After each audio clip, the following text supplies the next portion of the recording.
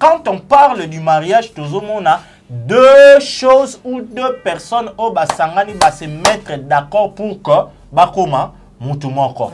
Pour réussir le mariage, les maris et la femme doivent être réellement des vrais hypocrites devant les hommes, mais humbles et sincères devant Dieu. Mutu o aza hypocrite, aza ne différente ne sobe na saïsaï. Le mari et la femme, c'est-à-dire les deux partenaires, s'ils veulent réellement réussir dans leur mariage, il faut bazala ba vrais hypocrites.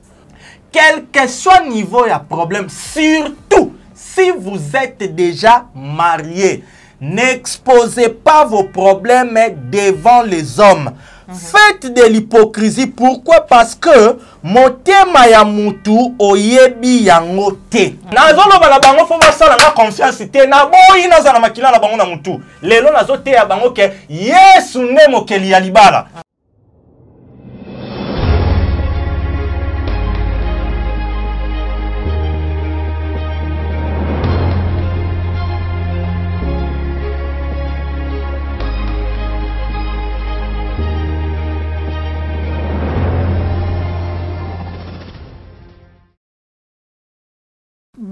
Lundi a plus clair télévision, Nzambe mbote na bino, vous allez belé ba ibozui di baku ya kolanda biso na poko alelo. Merci na bolingo vous allez ko renouveler chaque jour et pas maman Joël Kombe surtout na nzela ya liluba na Nzambe o tomemaka na kati ya bandako na bino na nzela ya mwana na Nzambe Mosani na Nzambe frère Fortune Mbala ya Yesu o lelo vous allez bongo ko continuer sous thème mais kasi ezali clôture ya grand thème na biso o ezalaki bongo Dieu dans sa gratuité. L'autre clôturer na sous-thème na biso ezali bongo l'achat du mariage dans mariage réussi. Tokosolo yango na kati ya émission na biso mokolo mwa lelo le lenge na wuti koloba ete vous allez belé balanza me ba ibuzwi di baku ya kokotisa biso na bandako na bino mokolo mwa lelo. Sans plus tarder na kopesa matondo mingi na yo popola yombi ozomisi ma caméra matondo na Cordopi Mafriko. Merci na Joël Gona gauche sert d'image sans oublier d'Acosto Azali ko assurer montage mais c'est vraiment merci sous na moum de l'Éternel Rebecca Mungali. Merci na bino so ba ibukotisi biso na bandako na bino nde déjà na kopusa na pembeni na Mosani na Nzambe frère Fortune Mbala ya Yesu mbote na yo. Mbote maman Joël pe mbote na bandeko nyonso bazolanda biso répandu partout dans le monde. Na eu que bandeko belé bazala choqué ba bi frère Fortune ces derniers temps premier américain ou comment pour ba salutation na ye ezozala kaka pa ba États-Unis. La fois passée, zalaki kaka salutation moko pa ya bébé Suzy Munwa mais les loto équilibré. Topesi mosali na Nzambe prospère. Na maman Nadège et topesi pe mbote na sœur ma fille. Hein? Ma fille mais tala âge na ye. Rose Kabola Luamba, c'est vraiment ma fille dans le Seigneur. Et topesi pe mbote na bandeko nyonso boza tellement belé. Donc, vous comprenez que c'est avec plaisir, par la grâce de Dieu, tout le long na plateau à Maman Joël pour nous clôturer grand thème na biso. Il y a Dieu dans sa gratuité.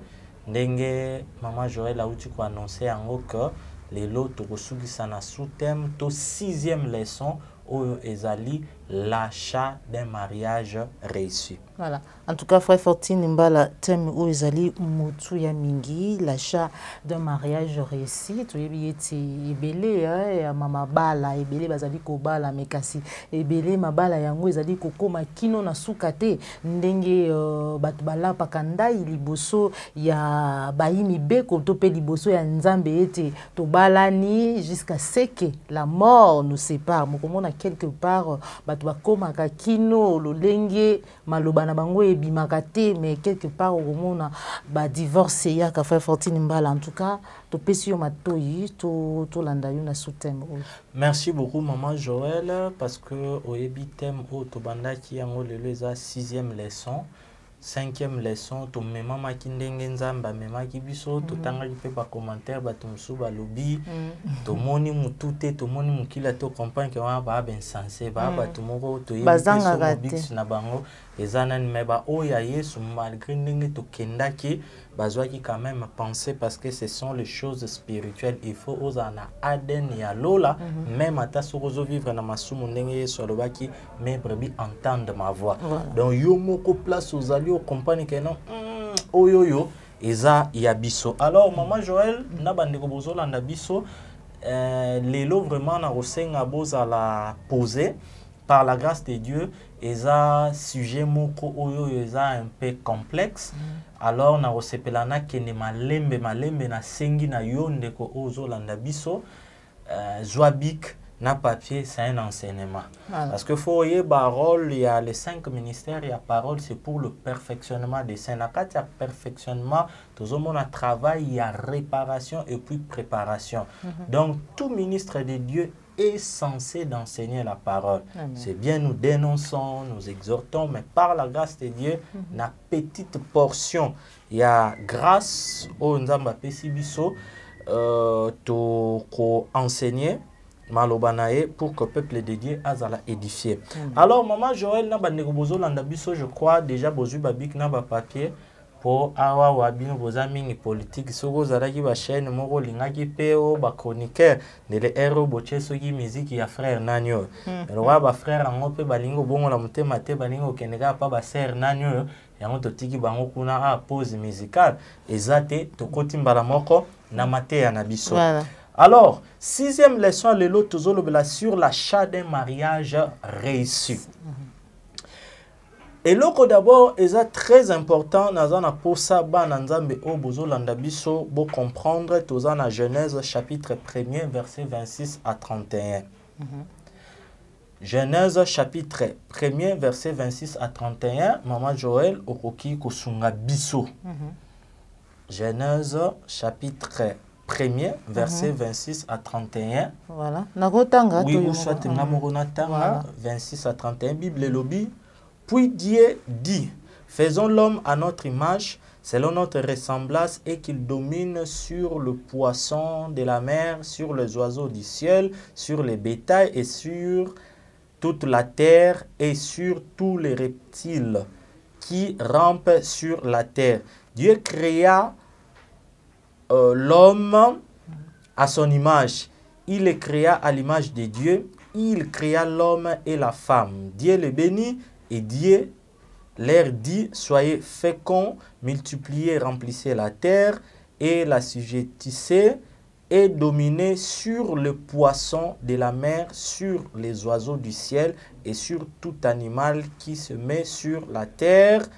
Et Dieu dit, voici, je vous donne toute herbe portant de la sémence et qui est à la surface de toute la terre, et tout arbre ayant en lui du fruit d'arbre et portant de la sémence, ce sera votre nourriture. Verset 30, et à tout animal de la terre, et à tout oiseau du ciel, et à tout ce qui se met sur la terre, ayant en soi un souffle de vie, je donne toute herbe verte pour nourriture.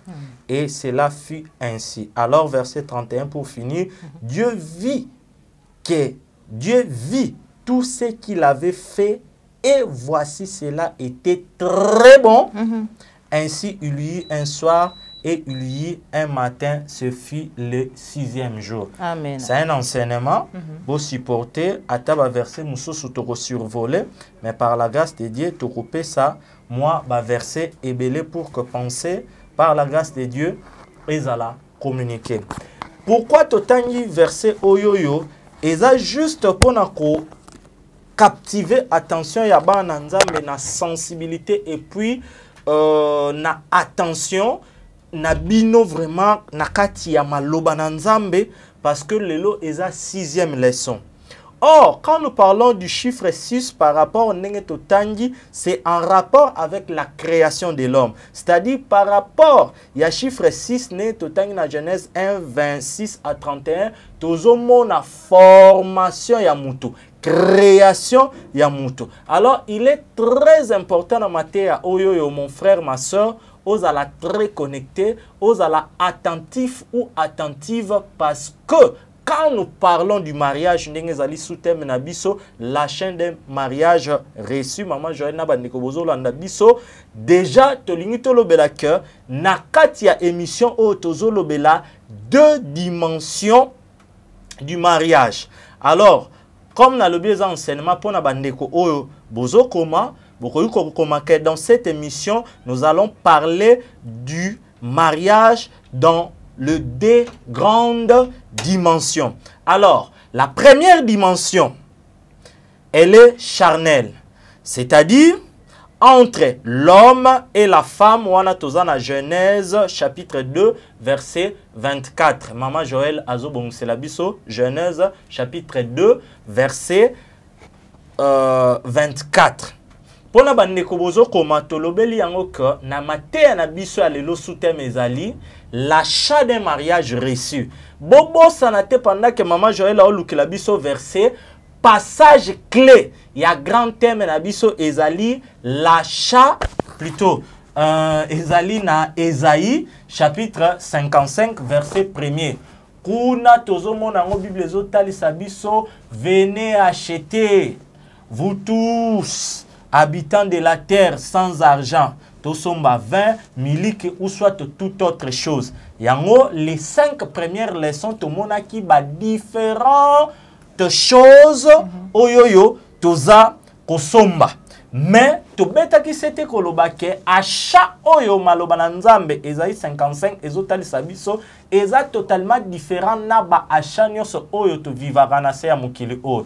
Ndenge to loba yango na ba différentes émissions parce que marché et ça na bandenge belé tozomona échange ya ba compensation ya ba troc nga na pesi yo mungwa yo pesi nga masango ainsi de suite oye na magasin moko pesi mbongo ba pesi elamba.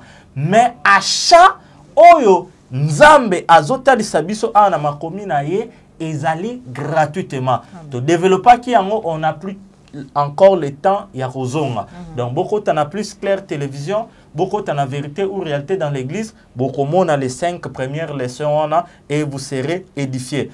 Alors, tolobeli yango ko mate alelo comme tozolobela sur l'achat d'un mariage reçu, c'est très important pour na yo mutu parce que totangi yango na Genèse 1:26 na ozonga la pona bandeko bozo koma que les chiffres 6, c'est en rapport avec la création de l'homme. Alors, essentiellement, dans cette émission, nous allons parler de 2 grandes dimensions. Il y en a plusieurs, mais par la grâce de Dieu, nous voulons toucher 2 grandes dimensions essentielles du mariage. Je disais pour la bandeko bozo comme la première dimension, elle est charnelle, c'est-à-dire, première dimension charnelle, c'est-à-dire entre l'homme et la femme. C'est-à-dire, ndenge tozana Joël boye nga naza mwana mobal, ye aza mwana mwasi. Donc, 2 sexes opposés, genre masculin et féminin. C'est ce que nous voulons d'abord aborder.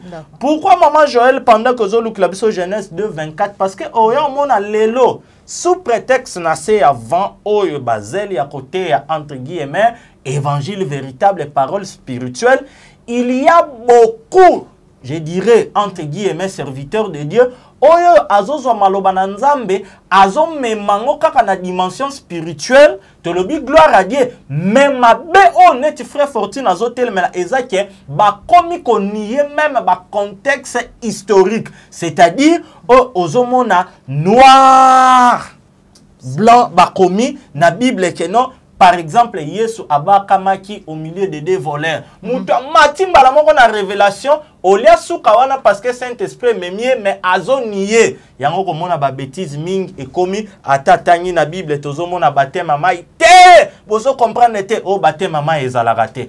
Donc par là na lingna yebsaba na Nzambe kem, aux révélation connaissance pas toute révélation, aux yeux photiso, éclairage. Saint-Esprit a rendu yo révélation déjà aux gens ma commune Nzambe pona yo aux éclairage photiso, c'est-à-dire et comme la yo évidente au comprendre yango qu'on y ait simplicité te ya écriture. Parce que ce qui te bimi l'aspect à connaissance, lettres, littérature, place au bas te belé, ça la dégâts. Voilà pourquoi on a insisté que 6e leçon de l'ESA par hasard, T chiffre 6, c'est la création de l'homme et nous parlons du mariage. Il y a deux grandes dimensions. Première dimension, c'est une dimension charnelle, c'est-à-dire entre l'homme et la femme. Nenge to fandi na Joël bozo mona biso na nzoto na mai na makila nenge to kenda rolia ba soso ba ntaba ba nina ba mariage. C'est très important. La première dimension, elle est charnelle. Parce que quand belé oyo ba comprendre la réalité o te ba mona biso soto ya côté na peta ba frère bazanga connaissance bango ba pimbwaka te batu bazo pate bino na ba connaissance na ba révélation bobongo la mité maté. Oh, même molimo na nzambe o ezakati na biso lelo efandi na nzoto ya masumu o eliaka madesu osangisi lobi pe na mfungo leki diare. Aujourd'hui peut traitement te au komi babenga ngonini au komi parle au lembipe to sala na maman Glody sur le diarrhée spirituelle to mona ba diarrhée ba dysenterie ba différents types ba diarrhée conformément la maloba nzam. Bref, to lobi que première dimension ezali dimension charnelle, c'est-à-dire le mariage terrestre oyoyo mwasi na mubali obali opesi dot ozui mwasi pe na chambre bulali na ye lobi na ngoli bumwe vimbi akei sepesa landi kilo lobi na ngope mama mapasa yango wana nde to lobela. C'est très important maman Joël to kende terre à terre parce que faut koyeba que Bible tant ozoloba ne savez-vous pas que votre corps est le temple du Saint-Esprit, c'est le corps physique. Mais l'esprit, elle est invisible. C'est-à-dire, eza na alliance moko entre physique, corps ya mutu, ou je dirais encore entre eux, eza visible, palpable, na spirituel. Yango oromona que, tango mutazo ke nekosala ekobo, ezalaka en esprit te. Asumuki na chel, na mwasa nduma na mwasa mutu mususu, mais l'isumu eza sur le plan spirituel. Je ne sais pas si tu comprends. Donc, par la grâce de Dieu, le roi Tozo Souki Satozo beta certain enseignement au Bananzambe, tu comprendrais, je parle de la première dimension. Le mariage entre l'homme et la femme. C'est-à-dire la dimension charnelle. Maman Joël, Pesabiso verset Wanatotanga. C'était important de préciser. Pour que tous les cas. Chapitre 2, verset 24. Hein? Ok. Genèse chapitre 2, verset 24. Totangi na kombo na Yesu. Bible yebisi biso. C'est pourquoi l'homme quittera son père et sa mère et s'attachera à sa femme. Et les deux deviendront une seule chair. Alléluia. Amen. Ah. C'est très important parce que mariage c'est simple. Tout le monde y a encore. Mubali azotika baboti na ye. Aye ko s'attacher na mwasi na pour ko ba koma mutu moko. C'est-à-dire quand on parle du mariage toujours on a deux choses ou deux personnes au basangani ba se mettre d'accord pour que ba koma mutu moko. Je pense que jusque là c'est toujours évolué. Voilà. Et pour la bande de Koma Tolobi, la deuxième dimension, elle est spirituelle, c'est-à-dire entre Christ et l'Église. Tozana Ephésiens chapitre 5, verset 31 à 32. Kuna, Ezaka Kanegi Maman Joël Totanga ki bimisila biso. L'homme quittera son père et sa mère, s'attachera à sa femme. Le deux deviendront une seule chair. Na verset 32, Bandekobozo Tanga, apôtre Paul Tozana Ephésiens à Lobi, ce mystère est grand. Je le dis par rapport à Christ et l'Église. Bomoni on a la Bible na bino. Na verset 32, Totanga Mama Joël. Toye, na Ephésiens 5, 31 à 32. C'est pourquoi l'homme quittera son père et sa mère et s'attachera à sa femme, les deux deviendront une seule chair. Verset 32. Ce mystère est grand. J'ai dit cela par rapport à Christ et à l'Église. Alléluia. Maman Joël na bandekobozo landabiso Awa tokoti na deuxième dimension. J'ai dit par la grâce de Dieu que nous allons parler de deux dimensions essentielles du mariage parce que notre sous-thème c'est l'achat d'un mariage reçu. La première dimension, c'est la dimension charnelle entre moi et Sinambal. Et puis deuxième dimension, en Éphésiens 5, surtout dans 32, Tomoni apôtre Paul a dit que ce mystère est grand. C'est par rapport à Christ et à l'église. Maman Joël, nuance na Bible ko landela ba mot est très important ba ko pe ko lobela c'est par rapport à Jésus. Mais pourquoi ba lobeli c'est par rapport à Christ? Parce que lelo ebele ya ba na nzambe na l'église tant bazote ya bango Jésus. C'est bien.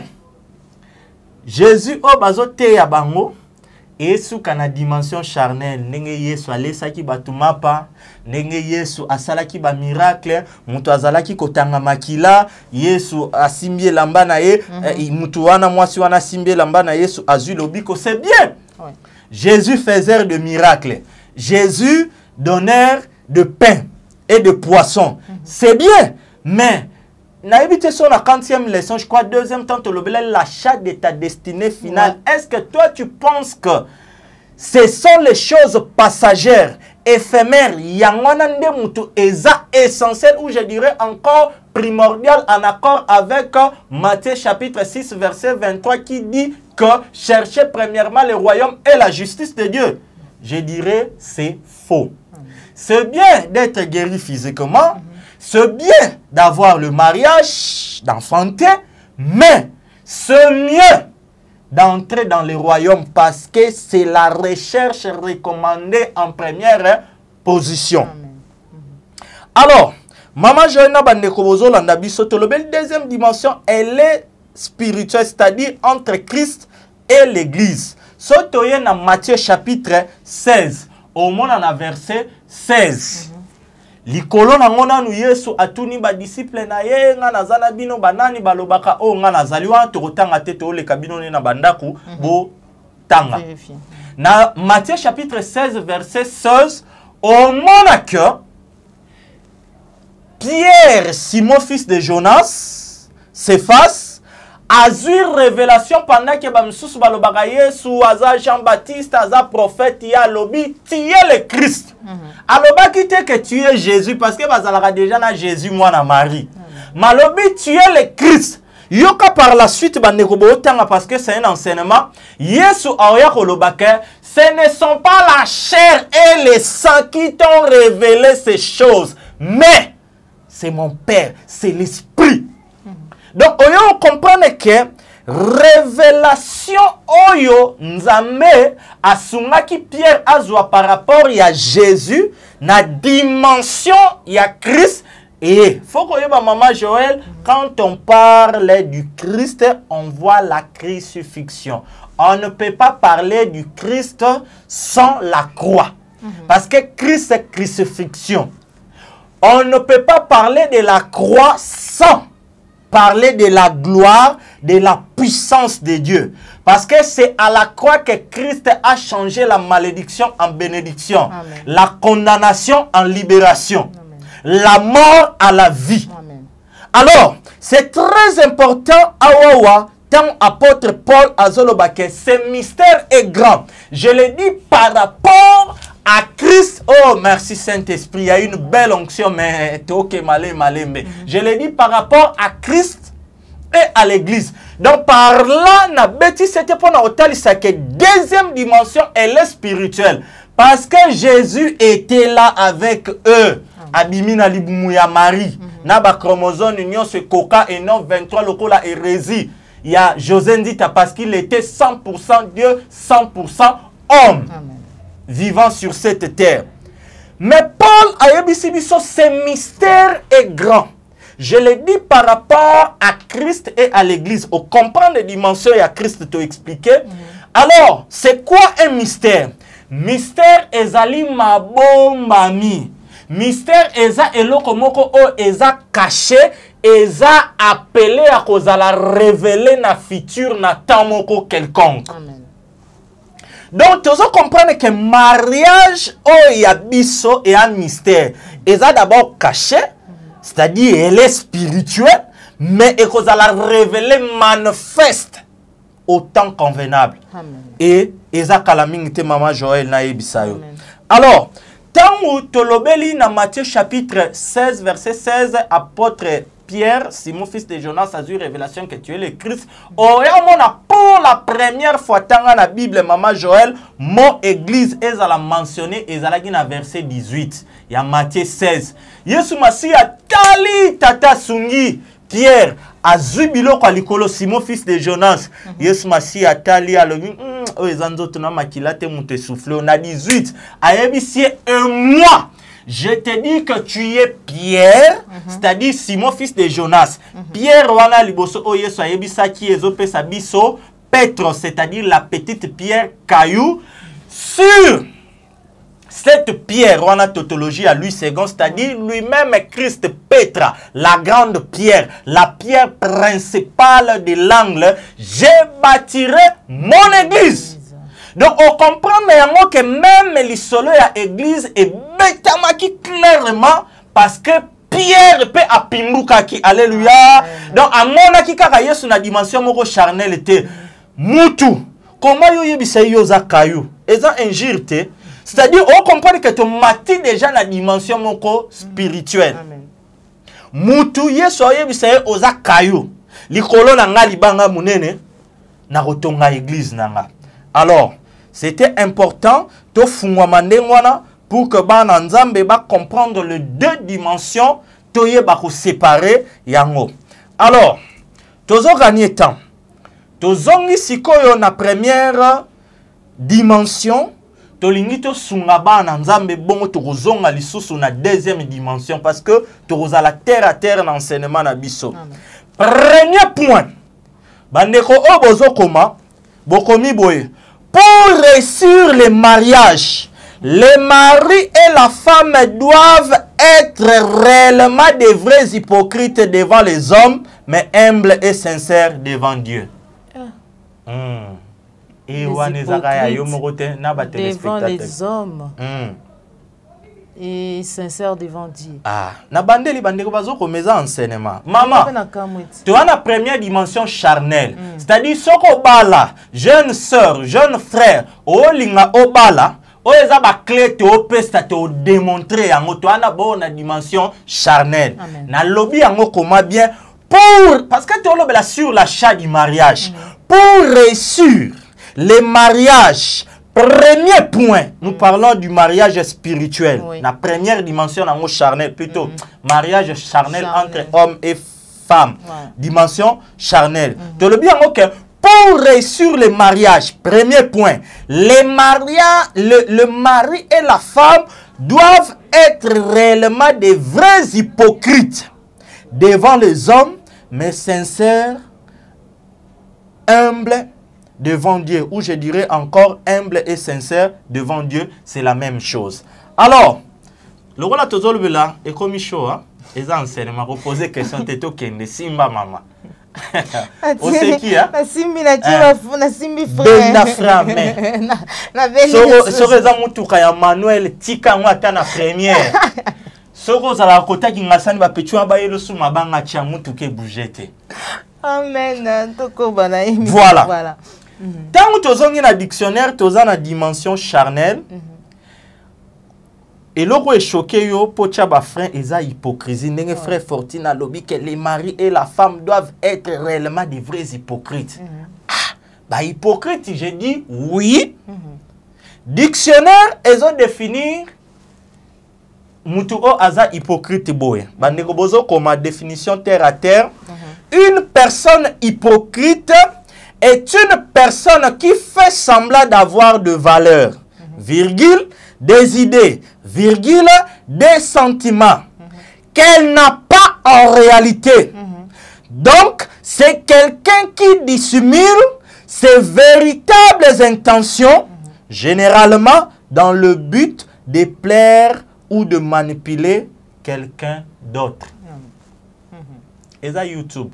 Zongela lisusu biso a eza minute yonde cha pose zongela définition soko tanga université te to na secondaire non na primaire obanda ko ki ma dictée française on eza biloko école primaire pour na université batangisa mutu ko komate frère Fortune alobi donc so yebi oyo koma A B C cha pause on comprend cha pause ko télécharger émission te pour Joël na posa ba vue à ça mbongo na ye butinde la répéter en sourire donc cha pause zonga ponga na zonga te biso minute ekene mais yo mega y a problème te ana kino kocha 1 giga $1 na poto kutezaka yo fele télécharger tala ndenge lingi 50 €. Alors, tu comprends la définition il y a dictionnaire epesi biso par là tu vas comprendre que mutu o aza hypocrite aza ne différente ne sobe na sai net vela dit au PC mbot a soutenir biso na vérité ou réalité gratuitement avait la dinzama pambola pour sobe aza start mais abima pena visibilité après auto la fondation to pesa elorote mais mutu msupo isoba simbara mwa biki na auto mo eloro na yo caché biso vérité ou réalité pena esobe aya ya ofela c'est pour dire que tant que servi nzambe même bastara mukili oyo nzamba ko se faire ko faire soumettre bango na volonté na ye pour que bazali biso utile. Amen. Alors tolobi ke mutu o aza hypocrite aza différente vos alexité te tozana fungula ba parenthèse wana je sais sur le plan psychologique nin o esalara mais eza vraiment enseignement. Voilà etanga yoki kombo sobe mais toi na parole. Voilà. Alors, tolobi que mutu oyo aza hypocrite selon définition ya dictionnaire, aza différente na mutu o azo sala théâtre, azo sala comédie. Parce que au monde on est na théâtre, maman Joël, ngana ko yugo ya damsu na millionnaire. Mena ki bo moto boye nazanga nanga ne loko te, c'est-à-dire na pesi image moko boye oyoyo eza vraie vie na ngate. Eza ndenge frère Fortune na matea oyo conformément na maloba na nzambe na osenga bana na nzambe ba marié to ba aspirant au mariage baza nango. C'est-à-dire il faut bozala ba vrai hypocrite on dirait ba professionnel botangi pena na ina. Hein maman Joël. Toya na Bible so toye na Matthieu 23 27 totanga te to gagner temps au mona ke Yesu Masia azobenga ba pharisien ba tombo blanchi na Matthieu 23 wana ba versets ebele oyo a taxé ba scribe na ba pharisien ba hypocrite. Pourquoi ba tombo blanchi oyo mona ke ba pharisien ba lingaki kolata ba longue robe ko impressionner bato mais Yesu ayebisa bango boza ba tombo blanchi boza ko paraître libanda ba tie ba karo kitoko ezongela mena kati eza ba pourriture solo ba osma desséché. Mais à cause de leur hypocrisie, à cause de leur parure extérieure, malgré dans le faux par rapport au salut, ils réussissaient quand même à séduire les gens. Yango mona Yesu abisi bango bo barre route porte ya royaume pona batu mususu bino moko pe bokotité. Parce que au mona mutu tanga moni pharisien na scribe moko alati roba kitoko mandefu mulai lokola frère Fortune. Oh Seigneur nazotonda yo nga naza lokola ba gens o ya DGMT ba yibaka batu ba impôt ba taxe tout na français ya kitoko na éloquence. Alandi pharisien, alandi scribe. Mais en réalité, batuana bazako tosa mobeko na nzambe te. Bazaka kana ba fitilité, ngana pesa ka dimi na landela ka même biloka mike ba kimen tout mais oh eza obéissance, crainte nzambe, observation ya loi balingi ya mote. Bien que ezalaki dans le faux, mais to zongi to pesi exemple ya ba pharisien pour na faire voir na ba na nzambe que ceux qui ont travaillé parure extérieure très bien, être hypocrite comme les pharisiens, au koki kopé sabatu image moko ndenge ba pharisien bazala ki lokola batu moko baza pied bazoto sa maloba lanza mais en réalité bazala kité. Mais na lobité que ba pharisien ba baneko sala malam eza image o tozo pesa ya ko encourager hypocrisie. Ba te belé baza choqué. Oh matea ni hypocrisie ba marié na bitea te abazangi matea arongo te abatu na lingala soki na émission boza ba hypocrite na bi oui Paul tango azolo baké je suis jaloux de vous tokotanga ngo d'une jalousie de Dieu. Nga lelo Joël so inaza jaloux na yo na péché namona numéro moko mungonga mwana mbale bengi Joël wana nansu au moment où nazaka na mwasi nanga eza même kindoki donc zo mona eza jalousie moko satanique na lingi Joël atula nazo e deuxième bureau ou comment poto lobela mariage na été so zo comprendre mais Paul alobi d'une jalousie de Dieu. Amen. Ah, c'est-à-dire que jalousie ce que ça ya mabe animé na haine eza lisum mais d'une jalousie de Dieu eza correct c'est biblique. Tu peux sa verset toya. Voilà. Batebele baye bien. Si quoi tu encourager maman Joël, les maris et la femme, c'est-à-dire les deux partenaires, s'ils veulent réellement réussir dans leur mariage, il faut baser la vraie hypocrite. Pourquoi maman Joël? Pas entre eux. Na lobby bien. Il faut baser la réellement vrai hypocrite devant les hommes, c'est-à-dire à part moi sina mubal binomi balé bo jouer na hypocrisie mais devant batunion so ya mukili oh mais devant Dieu bozala humble et sincère. Ah daddy pourquoi tu fais ko la kisabatu ke bolingana otosaka mami pas lingaka yo c'est comme ça même que non ba na lobby bien d'une jalousie de Dieu na lobby peut bien d'une hypocrisie de Dieu. Si quand on appelle ça, on a par exemple mot terre à terre place d'inquiétude na yo ezali. Oyebi Joël yo au sali déjà plus de 20 ans d'éducation na bino au koli na ndenge papa njadi a kolisi yo. Peut-être pas na bino na ok na par exemple mot terre à terre. Ba yebisa o ke mobali aliaka na nzungu te mobali akoki se servir ye moko te.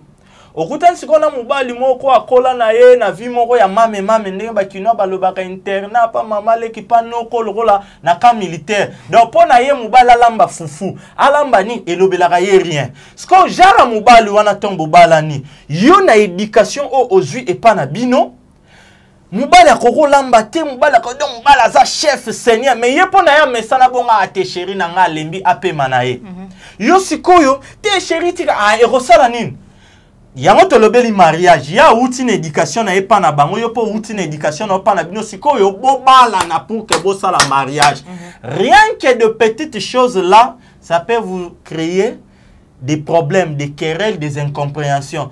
Ah yo pola nini olo balanga bo pona ate ngam tunaza mamanda roni ngam na futa nganda olo balanga bo pona pour likofi mettons ba tu ba rolandela boy. Mais moi, si ami qui na place moi si c'est l'indication à doit servir mobile il peut bon à autre vent normal yé moko yo kinzala ko na cuisine atombola biloko na nzungu. Donc en réalité problème to lisum pena na kati ezate mais eza juste kaka ba origine ba différente éducation na bino place bo uteli et sali que tambo sangani bo gérer yango bien te lisum kutu na kati ezate mais et pesi incompréhension kanda likofi oyo ko komema lisum. Na été so comprendre terre à terre. Alors quand je dis que l'homme et la femme, il faut baser à la réellement de vrais hypocrites. Un exemple au cas on a péci. Incompréhension, on est salamé, on a l'accent, boum, les coffres banin. Net dernièrement la hauteur kabola, bitumba ya couple moro, na benga couple route babala na te yara tu fan kaka. Ah, moi si on a za mungala mais azan éducation bien pour ndenge to yebi bangala. Potalaka mbali aobeta mwasi ozong sanité na bonanga mais tu biso ton to koti poto kabla atoke allez na single na espace à 5 minutes mubali a charger na te na supporter mingi monsieur asala kabwe azong sakabwe ba secret mususu ebimi. Nous parlons du mariage charnel. Alors c'est quand tozolo baka l'homme et la femme doivent être réellement des vrais hypocrites. Incompréhension. Moi, je m'appelle le coffee. Biso ba voisin. Toye. Tant to kotibwe. Malgo katakinin. Oh, papa 14. Dikamunin. Ngabino papa toki mama bite. Mpuku moko lekani likolo ne na beta kinzete yango madame abangi. Ah, likambo ezate papa lekana na ona kimia. Ma réalité zalaki nkubo zo beta mwasi. Ngapena tuni oh maman Joël ya sabi oui papa mpoko nkuta lekana na mona nira lekina sakit. Ma en réalité ba swana ki bitumbezala ki ya solo. Mais biso ba tutango toye ba pesi biso image mususu ba jouer na hypocrisie on dirait batumoko baza bien. N'habitez ça aux autres comprendre na un exemple moko terre à terre. Pourquoi? Parce que yo oko exposé. C'est juste un exemple moi si na yo et pas ya frère Fortune exposé makambo na yo. Est-ce que oyebi soki nga na lula kaye? Yango zo mona ezana mibale belé, basi ebele ba livra ba partenaire na bango po au sala pasteur confiance plus que Jésus-Christ. Yo zawana mubala bala yo apesela o dot peut-être pas mema na poto. Mapango somba en privé ba makambo salaka exactitude ya salaire ya montant compte bancaire bloqué na yo pasteur na yo berger dadi na yo ayebi mubali na yo ayebité. Et tu crois que de telle manière vraiment revivre vraie stabilité na libala na yo. Yango zo mona ebele bazawana pa oh azalaka protocole ya pasteur ye mutakoma première dame ya église. Pourquoi? Parce que on s'exposa qui pasteur peut à mon agita en sous biloko moko bo aller à combattre mobali na yo na ba fausse prophétie. Ba exemple européen c'est belé to kozwa tamingité sur yango po ba assistance sociale bazali na ba pasteur européen ba zui ba mater ba assistance sociale ba kotisi yango loko la fondement l'église ba Marcelo. Ba onde mutu ba koteya ba biloko na ngala pesi kaka exemple en passant. Donc par là Tony Kolobaka, quand nous parlons de l'hypocrisie, d'une manière générale, c'est qu'il faut comprendre si vous avez des problèmes dans le mariage, kocha confiance na yote na mutu mususu surtout bato kutungana lingagate na loba ina scandaliser bato za ba parrain. Oh ba parrain maman Joël pour na likamunini ba sika confiance peut-être que notre ba sali hypocrisie côté ya ba paya ba ko se confier pas ba parrain pour pas pesa conseil surtout na Bible na yebi na ngate ceux qui version anezali au mariage moko salama na Galatio na Corinthe to na loi bazwaka mutu moko boy apparene bango mutu musu sa koyebi so terre frère ngana so do ba yo zan expérience ali ba nzambe tanga kelaki Adam na Eve nani bazalaki likolo pona ko parrainer bango to kende okozwa réponse na ba o tala petit petit na leka mama na petit non na âge mais na parole te na molimo te po ba balanda biso ba connexion fele ya poto ba buda biso fort mo fo peto pamela bango obianga petit obianga na loyenge ozawana oza adulte ko maîtriser moi sinon te po yebi maloba na nzambe te. Donc, ne boudenga petit no biso wango tobobo.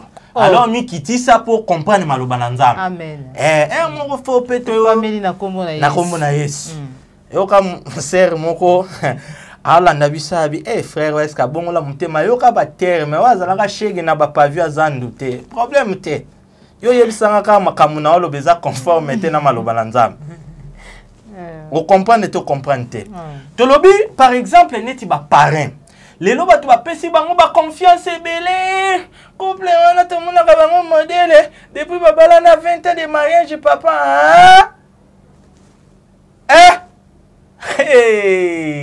soko zo mona bango ba modèle ya solo gloire à Dieu c'est parce que peut-être ba yebi ba clé auto pesa bino par là pour ne pas vraiment to fanda wana to lingi to yebi sabatu boye résumé il y a premier point au ezali tant soutenir hypocrisie et ça juste qu'à côté ça protection réciproque contre exposition il y a ba problème na bino devant batou parce que les longai ceux qui naie oh Joël moi si nanga na pesi rapport na famille nanga par exemple musuma to pesi za te bon to pesi rare et avec exemple vrai na fille moko boye ke ndaka pe o ya yebi te to leki pas tant cop pesi na ngote na moma na bane wana na kati na nga cop na garda na nga band bande ko na nga nani no yo zaka makasi lokola nga tutu za mosani na ngambe limbisa tutu na limbisa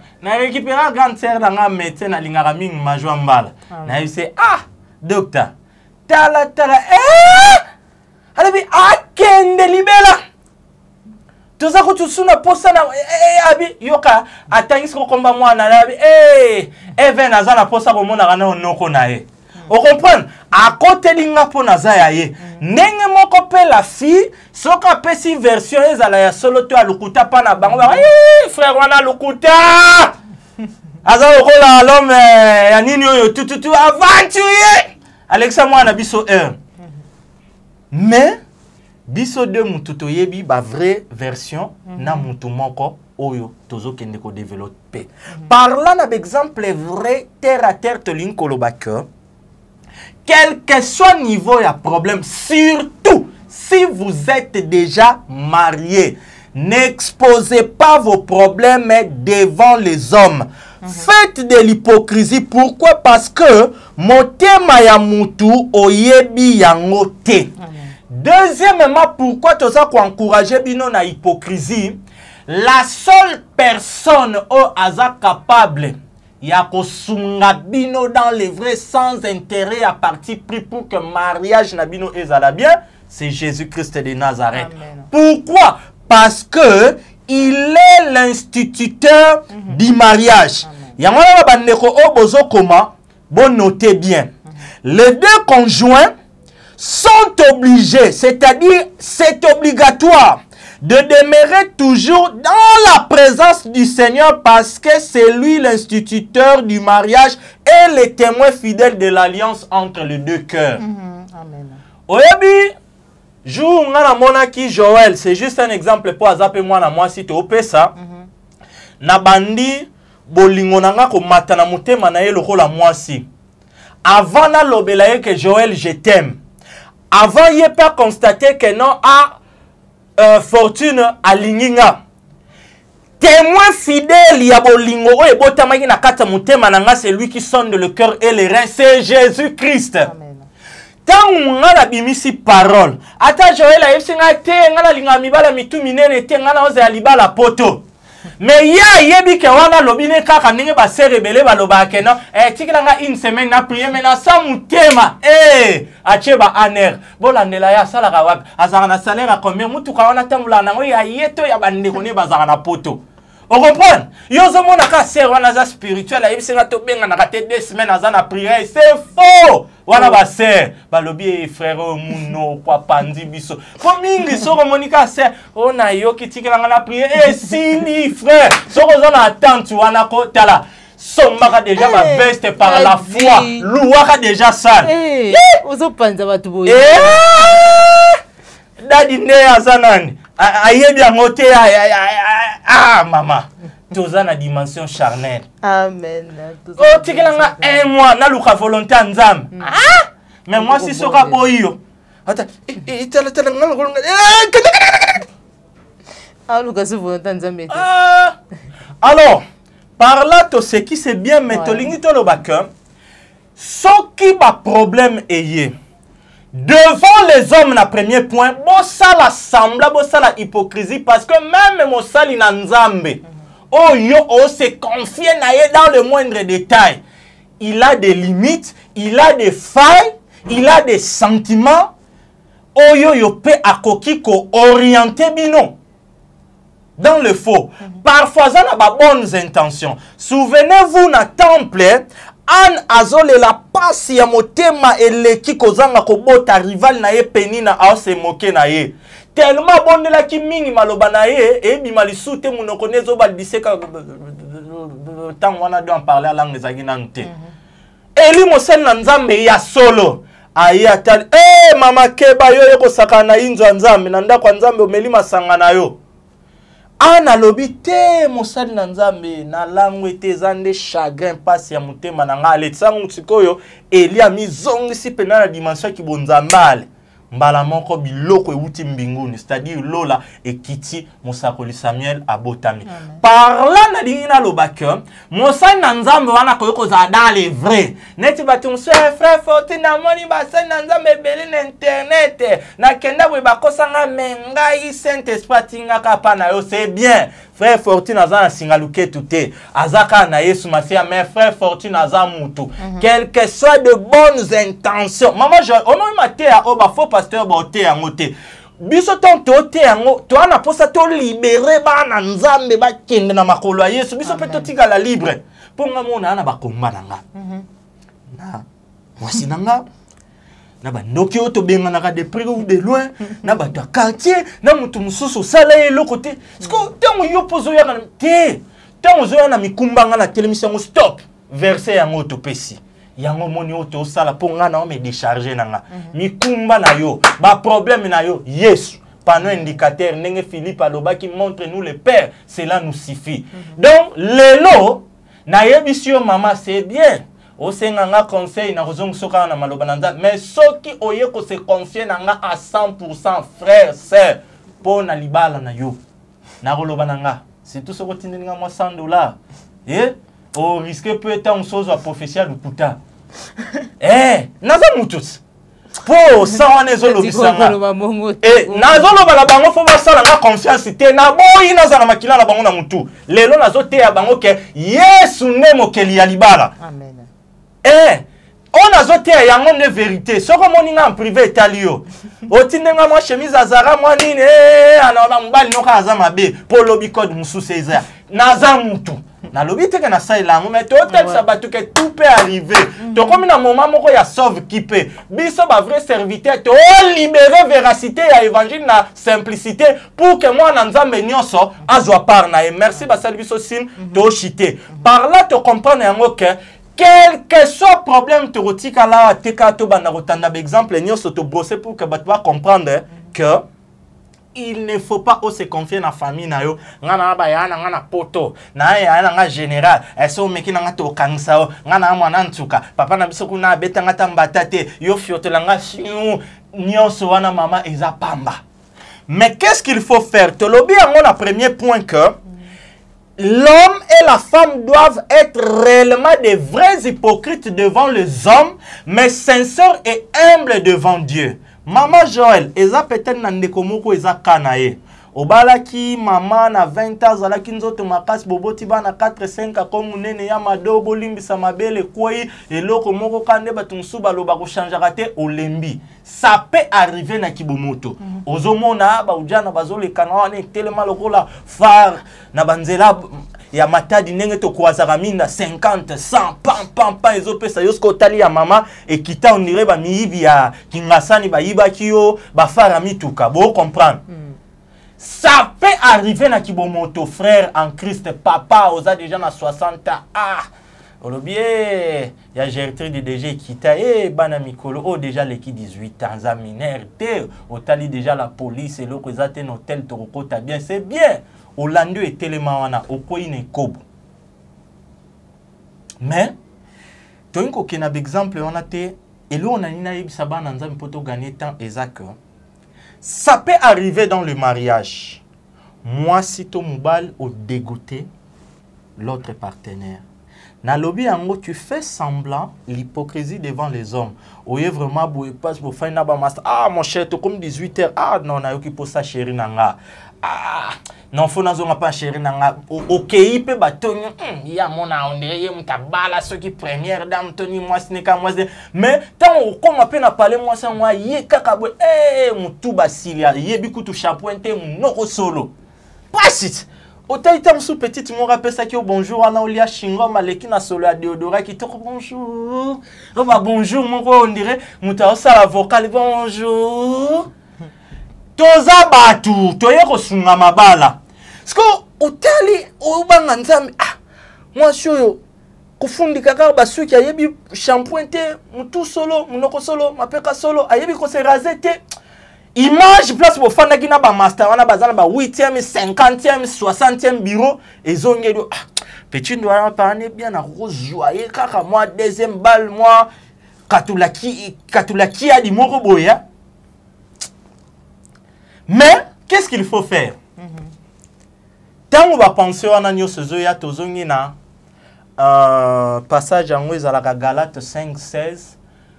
Parce que mariage auto a d'abord ba na nzambe pour te comprendre que mariage ya solo pour en réussir en on a loba déjà il faut kozala dans le Seigneur.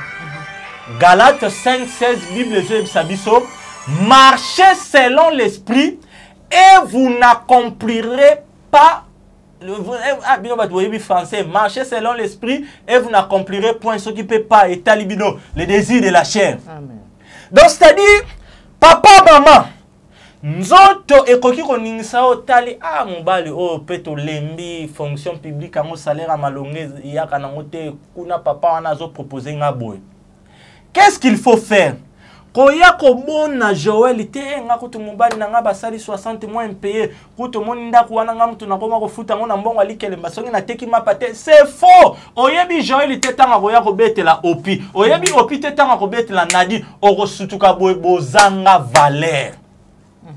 Par là, qu'est-ce que nous voulons dire? Quel que soit problème, tolisum, difficulté, nyonso, bon se précipiter te yako exposer ba problème na bino pas ya batu, bon jouer na hypocrisie. Na exemple na pesi à terre, ça peut arriver ko baye mobali to mwasi na yo, mais au kiti na présence en Nzambe.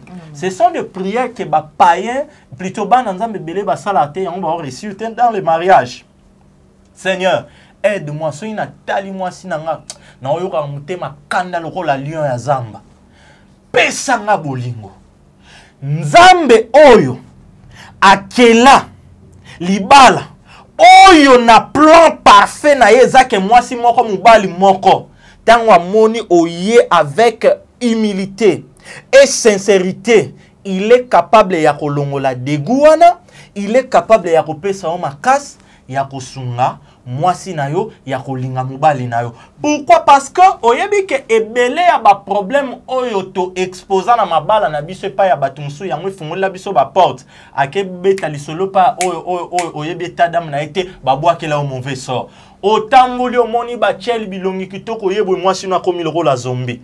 Or jour balakaye mususa yebisa mwasi na ye tu es ma Jérusalem. Ozomona degré ya bolingo. Oh, tu es ma nouvelle Jérusalem. Vous comprenez? C'est-à-dire, maman Joël, et ça va biloko moko. Par exemple, les ébélés te corona la mais le roi te nito kota siko poto chiter na dimension spirituelle.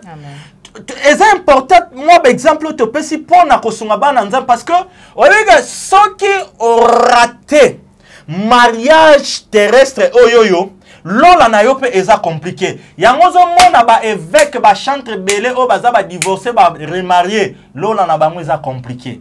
Quand bien même maman zalaki ndoki aza femme de ministère te non.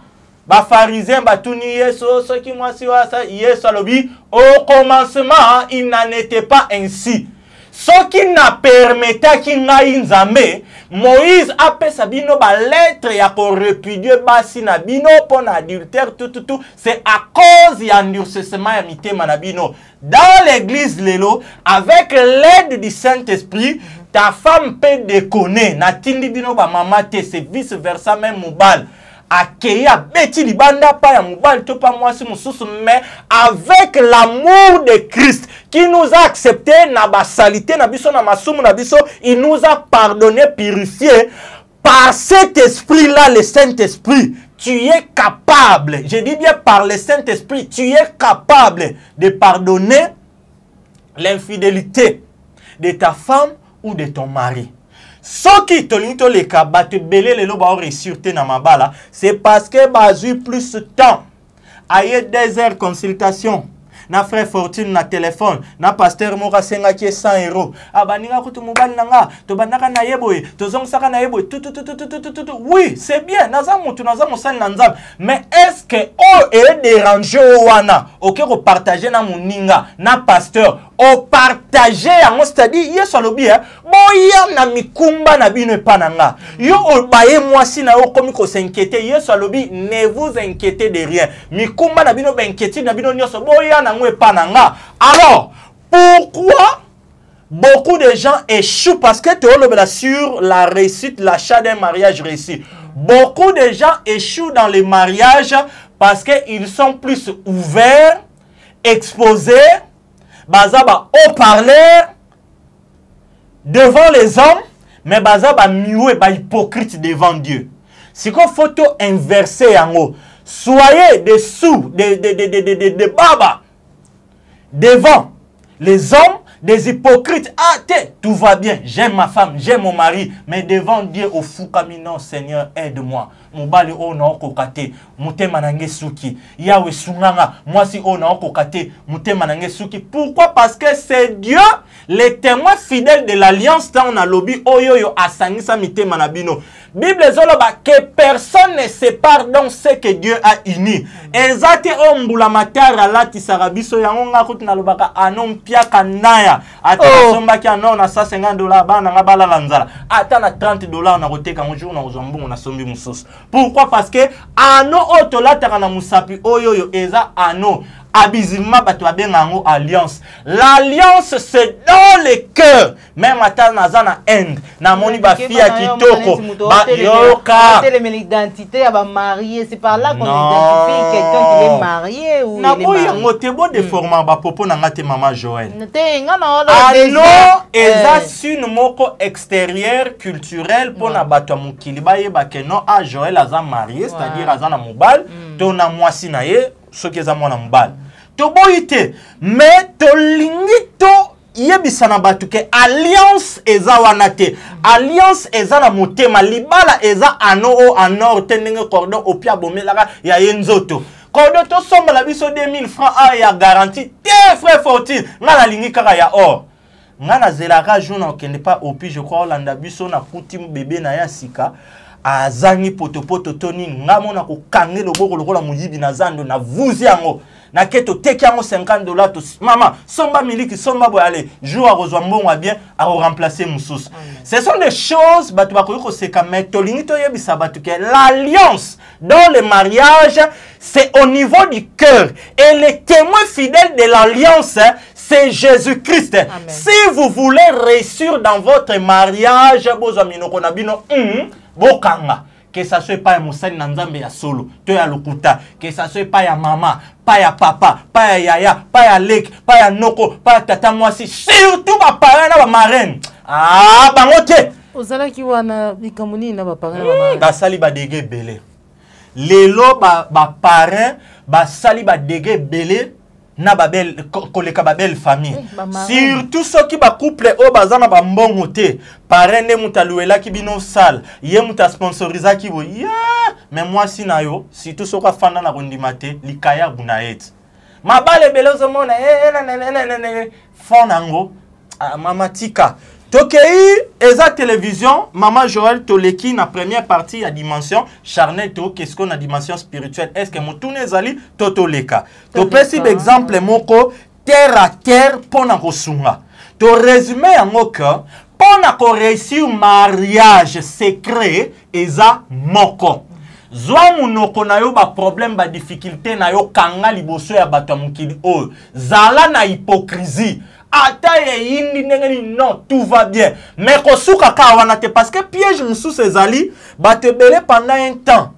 Akobomba yango monaka soki leo na yebisio na bombi mobali wana mingi na supporter omoni ko mukolo wana na kosa ka na salaka accident to na tutanaka ezalaka yo mutabeta kanga boye na boye muteme tondi pona nini etondi parce que yo moko zwaka obomba ka mikumba na yo mais eloko nyonso tango déranger na 12h na 12h30 ton à 13h au fou comme na présence ensemble Seigneur pasi o inquiétude o colère ya mobali nanga kindumba ya mwasi nanga insoumission na ye na tiki yango na makolo na mama okozala na ba fardo te et oromona que soko se confie pas ya nzambe oko réussir par là na osenga na bino botanga na 1 Corinthiens chapitre 7 mobimba so za mwana nzamba solo oza mwana nzamba solo oza mwana nzamba solo okobala kimbangisi tete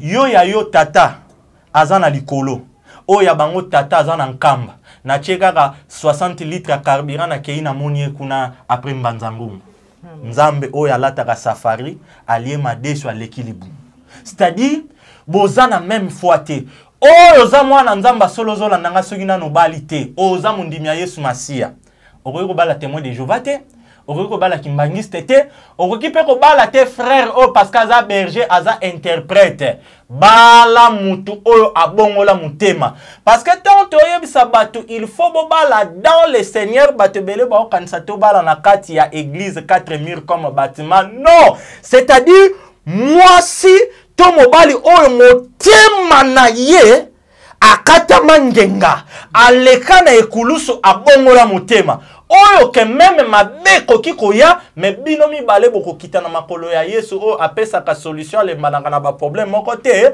akorestore bino. Amen. Oyo alingi abala alonga yangwana tolobi yo pe oza na kati ya libala o se situer ozwi ba piste conformément na maloba na Nzambe ndenge nini okoki ko réussir mariage na yo. Mama Joël tozo kende ko chité par là siko to zongi na deuxième dimension o ezali dimension spirituelle to lingi koloba boye o nyonso tolobi à la manière des hommes c'est bien mais eza juste pour un peu de temps eza passager eza image.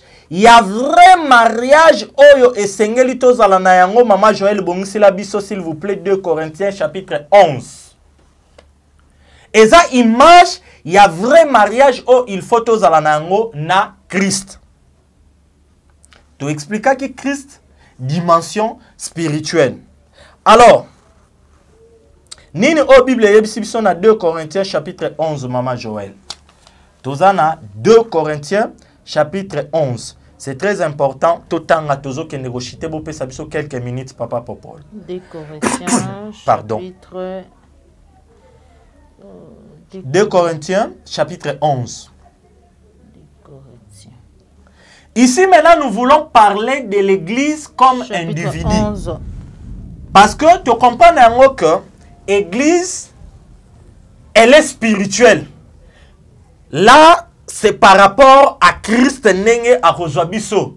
Mais na dimension na ngo mususu eza biso batu o ache molimo na e kati na biso.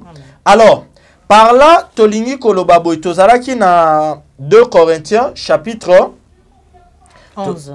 Chapitre 11 verset C'est 2 hein, olobaki. OK. Total parce que ça enseignement biso to sala na biso verset chapitre 11 verset 2 maman fungula clé totang 2 Corinthiens 11 2 Corinthiens chapitre 11 verset 2 yoka Bible et yebisi biso boye 11 2 voilà. Toutefois non tobani car je suis jaloux de vous d'une jalousie de Dieu parce que je vous ai fiancé à un seul époux pour vous présenter à Christ comme une vierge pure. Amen. Na récita qui verset en osiko totangi na 2 Corinthiens 11 2. Awa tokoti na dimension charnelle spirituelle. Bandeko o bozo koma deuxième point conformément na 2 Corinthiens 11 2 o totangi bandeko bozo koma eloko Seigneur bo retenir ezaka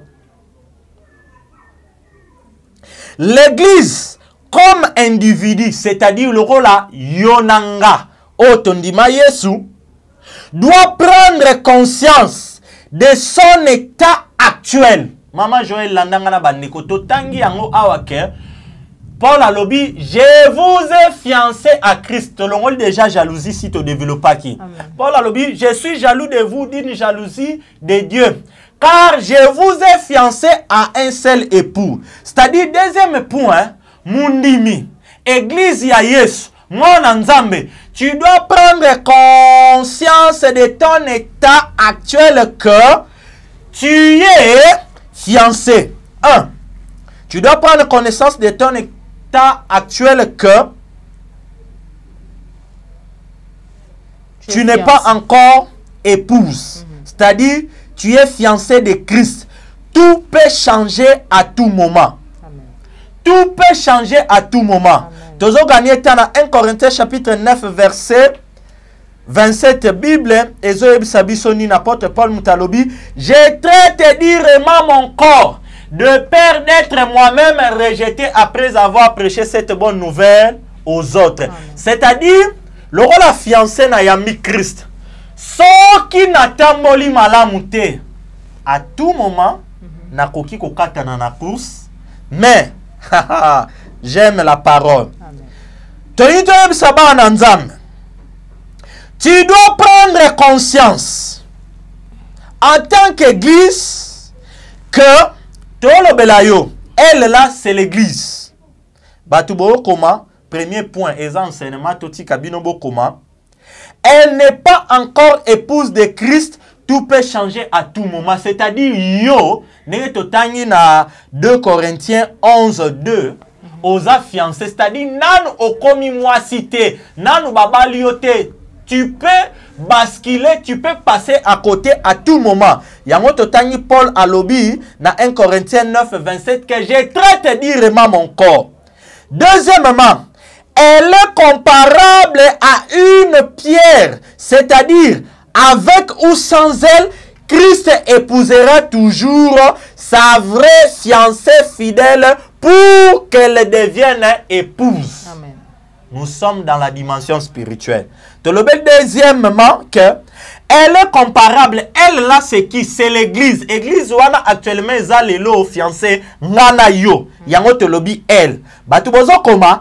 Elle est comparable. C'est-à-dire, tu es comparable à une pierre. C'est-à-dire, avec ou sans toi, Christ épousera toujours sa vraie fiancée fidèle pour qu'elle devienne épouse. Wana tozana 1 Pierre chapitre 2 verset 5. Bible yebisi biso boy. Et vous-même comme des pierres vivantes, édifiez-vous pour former une maison spirituelle. Maman, ndaku etongamaka na libanga bon côté. Biso toza censé toza la mabanga ya bomoy. Tangu yo oza libanga ya kokufa. Mobali o afiancé a rosala nini alongoli yo a remplacer libanga ya bomoy asali nini atongi ndaku na yo o eza église oyo plus tard akokoma épouse. Donc par là tozo sukisa tolingi toyebisa bana nzambe mama Joël pesa biso ata 3 4 5 minutes tolingi toyebisa bana nzambe que na dimension spirituelle tout peut changer à tout moment. Conscience que tu es comparable à une pierre. Oyo oza censé ya kozala na bomoy. Tozo paraphraser yango na Matthieu chapitre 25, tozo mona image ya 2 fiancés. Oyo fallait bakoma épouse bakota na noces. Bible zoe sabiso au milieu de la nuit, on cria voici l'époux, allez à sa rencontre. 5 étaient sages et 5 d'autres là bazalaki ba folle. Baba telaki où il était le Saint-Esprit. C'est-à-dire mutu o oza na Saint-Esprit te oza moto ya kokufa spirituellement. Tangu kelelo ekobeta okoyoka na yote. Et laisse-moi vous dire maman, fiancé à Christ lelo eza biso ba o toza na bomo ina batu bakufa. Parce que mutu o akufi kati na Yesu aza na kati ya église. Aza déjà fiancé. Nabiso o totamoli na sanctification. Au son de la trompette bango ba sekui na biso to former un seul corps véritablement spirituellement épouse de Christ to mati na noce de l'agneau. Maman Joël tozo kende kosuki sa parce que to legisi déjà ba minute ebele. Alors, tosuki si boye pona koloba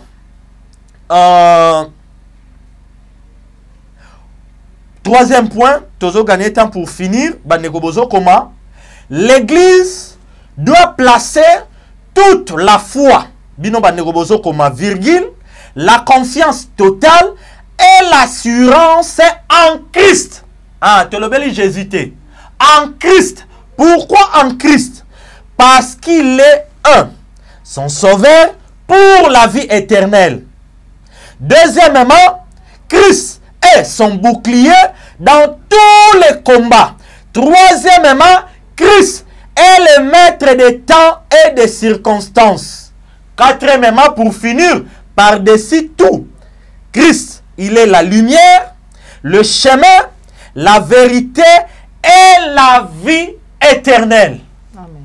Alors, Ming Yarolo Bezali, mais ce que comprendre, tu pause, zonga, ou réécouter très bien vidéo, oyo, parce que ce sont des choses salutaires, importantes, capitales pour votre salut. Merci beaucoup, frère Fortune Mbala. Il y a surtout comme une émission à Bisso, Bandeko Balandi, il y a plus qu'à télévision.